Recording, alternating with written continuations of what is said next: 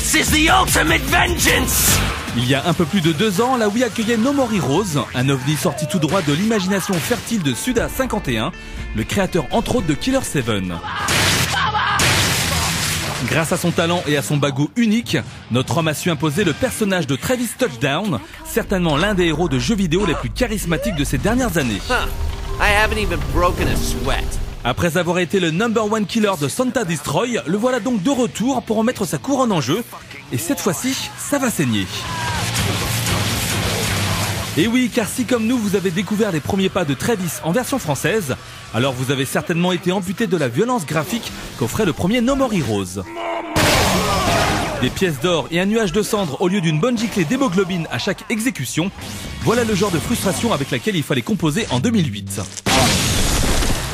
Fort heureusement, les temps ont changé, le Peggy aussi, et c'est grâce à ce beau macaron 18+, qui figure sur la jaquette du jeu, qu'on va enfin pouvoir se délecter de toute la violence qui peut se dégager de cette suite, baptisée No More Heroes 2, Desperate Struggle.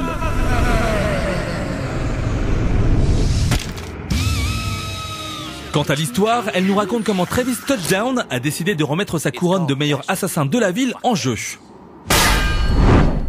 Et comme d'habitude, c'est la belle Sylvia Christel et ses arguments charmeurs qui vont le convaincre de se relancer dans l'aventure, mais aussi le meurtre de son meilleur ami Bishop. It has been a while, Travis. Voilà donc notre héros relégué à la 50e place du tableau, et son but est désormais d'atteindre la première place en un temps record.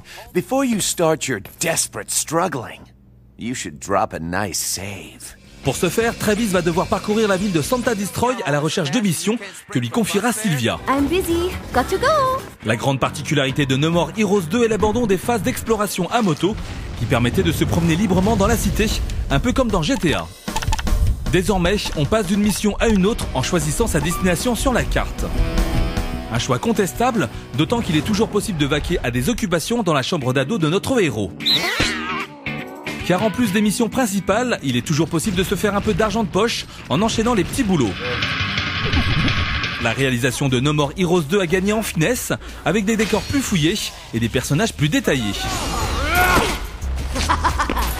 Mais c'est surtout le gameplay qui a été considérablement boosté, avec des attaques toujours plus nombreuses et des gestes à faire à la Wiimote toujours aussi jouissives. Seule la gestion de la caméra, pas toujours très stable, noircit le tableau, d'autant que l'effet de surprise n'est plus vraiment au rendez-vous. Mais qu'importe, No More Heroes 2 offre une expérience de jeu vraiment intéressante, au point qu'on a eu un coup de cœur pour lui. La note jeu actu, 16 sur 20.